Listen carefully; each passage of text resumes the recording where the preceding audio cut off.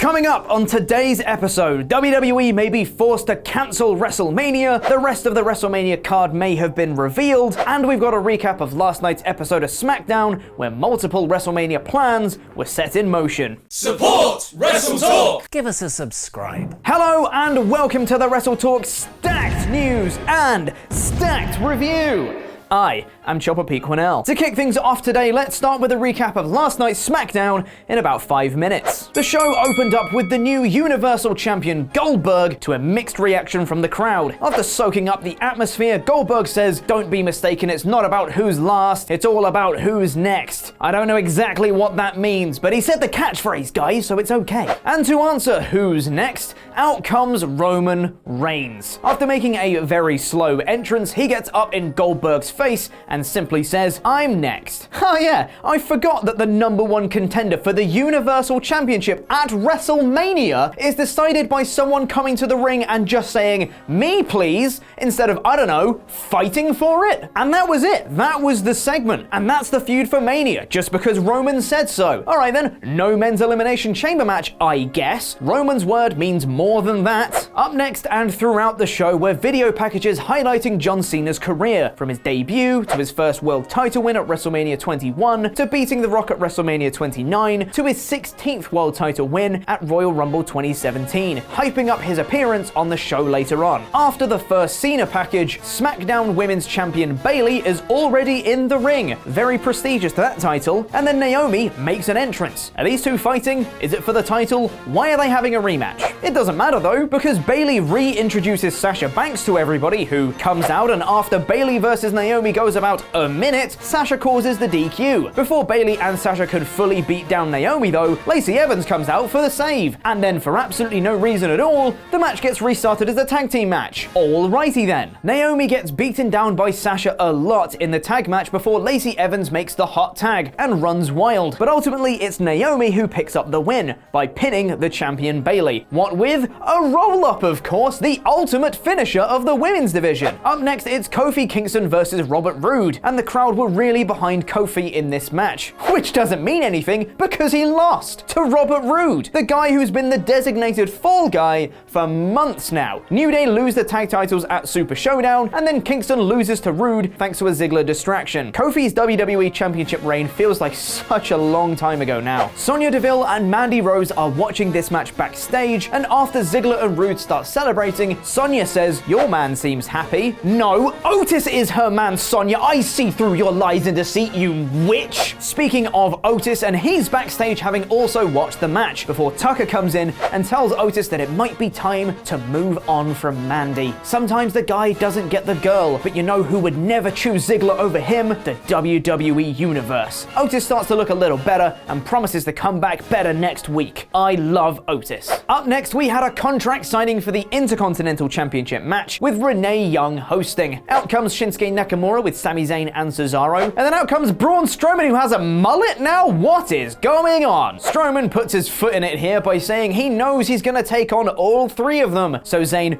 alters the contract after Strowman signed it, which I don't think is how contracts work, but the match is made. It's gonna be Strowman versus all three of them in a 3-on-1 handicap match at Elimination Chamber. So who would win the title if any of those three pin him? What's the point of speculating about it? It's not gonna happen.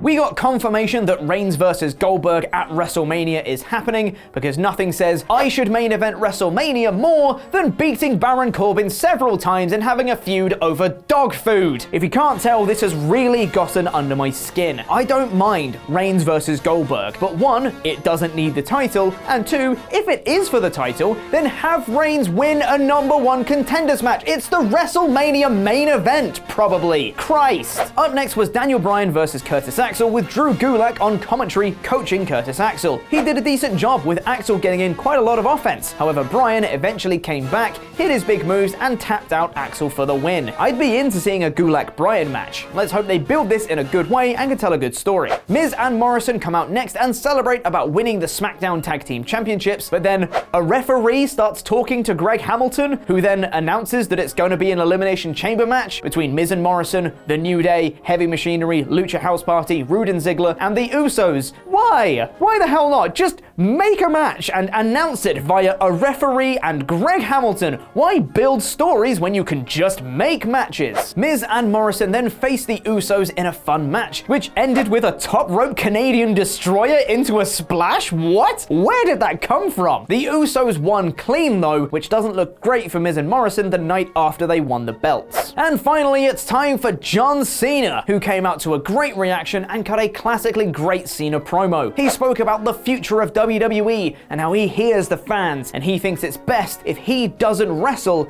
at WrestleMania. Spots at WrestleMania should be earned, and he's not going to take away from someone who has worked for a spot on the card. It was a touching promo and a great delivery by Cena. He lays the mic down in the ring and salutes the crowd on the ramp before the lights cut out. The lights come back, and with some great camera work, we don't initially see the Fiend standing right behind Cena. Cena slowly turns around, and the Fiend just points at the WrestleMania sign. Cena then immediately undermines everything he just said in his promo by tipping his hat at the Fiend, who then disappears in darkness again. John Cena versus the Fiend at WrestleMania. It's a match the crowd was super into, a match that I'm super into, and a match that makes so much sense. But why did they have to build it this way? To have Cena say he won't wrestle at Mania this year because he cares about the future of the company, only for him to immediately go back on his word because someone pointed at a sign, which the Fiend should not be doing, by the way, is not the best look. So that was SmackDown. Vote by pressing the I above my head and voting in the poll, where you can choose from the options on screen now. This SmackDown,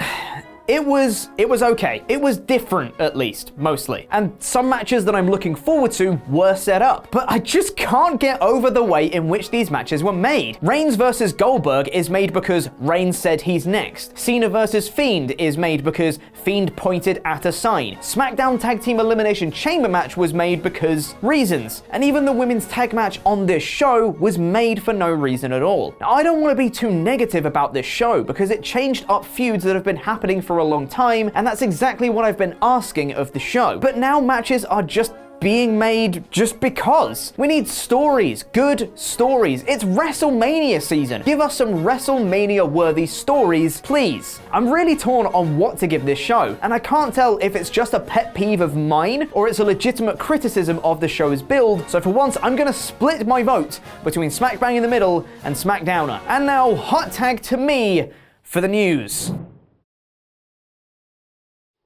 A special thank you to your best friend, Neon Pal It, for being an awesome pledge hammer on Patreon.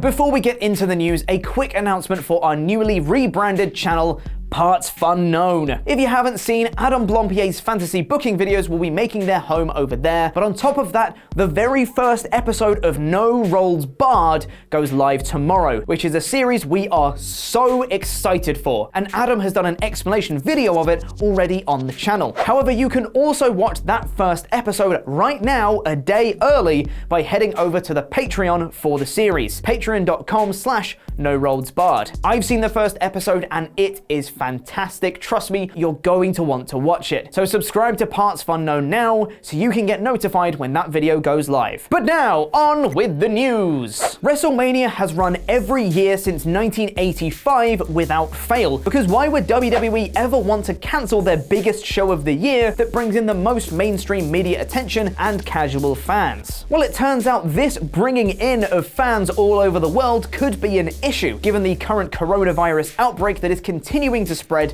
and threaten the lives of people across the planet. We've already seen that New Japan Pro Wrestling and Stardom has cancelled all events, New Japan until the middle of March, to try and limit the spread of the virus. So could WWE be forced into cancelling WrestleMania for the first time in history? Stephanie McMahon was interviewed by the Tampa Bay Times about this very issue, and she admitted that if the risk is significant enough, then it isn't one the company would take, and the show could very well be cancelled or postponed. Stephanie said, "The health and safety of not only our fan base, but also our superstars really does come first. We don't want to put anyone in a bad situation ever, regardless of the circumstance. Those are not risks worth taking. Jonathan Sabor, WWE's Executive Vice President of Special Events, went on to add in the same interview that the company is continuing to monitor the situation. Given the number of live events that WWE does, it's constantly monitoring global events. There are active and ongoing discussions at play internally, like there are in any sector of American business and certainly families as a whole, so I think those will continue. It's almost unthinkable that a show such as WrestleMania could be cancelled, but as Stephanie said, if there is a genuine risk to fan and wrestler safety, they may have no other choice than to postpone it until it is safe to hold it. There's even discussion of the Olympics in Japan being cancelled or postponed, and that's in July. But I wouldn't want to be the person who tells Vince McMahon that he has to cancel WrestleMania because other people are in danger. Imagine he'll just move the show to Saudi Arabia and bring in Hulk Hogan for every match or something. Given that it is so far away, it's interesting that we already know a very healthy portion of the WrestleMania card, especially as we have Elimination Chamber next week, although plans for that seem to change every other day. After this week's SmackDown episode, we know 5 matches taking place at the show of shows, but thanks to insider reports and the card being somewhat predictable, we can figure out a whole lot more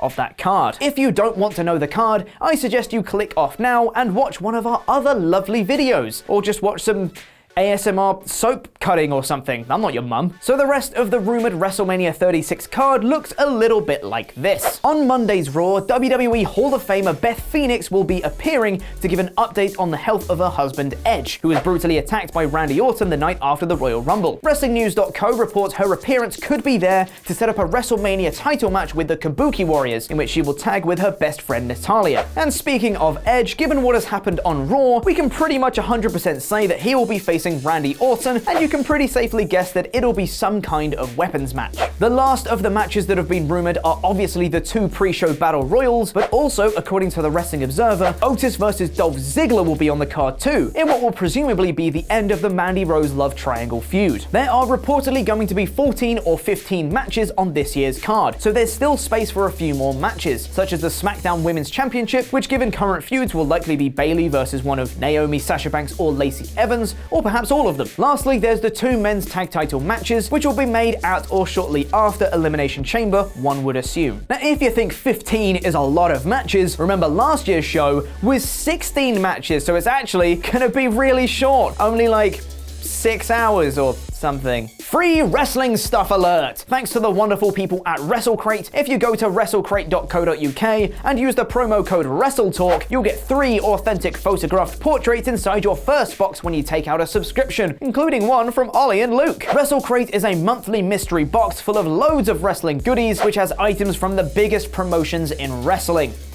The first episode of No Rolls Barred on Parts Fun Known goes live on YouTube tomorrow, so check out the announcement video with Adam Blompier by pressing the video to the right, and subscribe and give it a like and all that goodness too. And a thank you to our pledge hammers who you can see scrolling below me. I've been Pete Quinnell, and that was wrestling.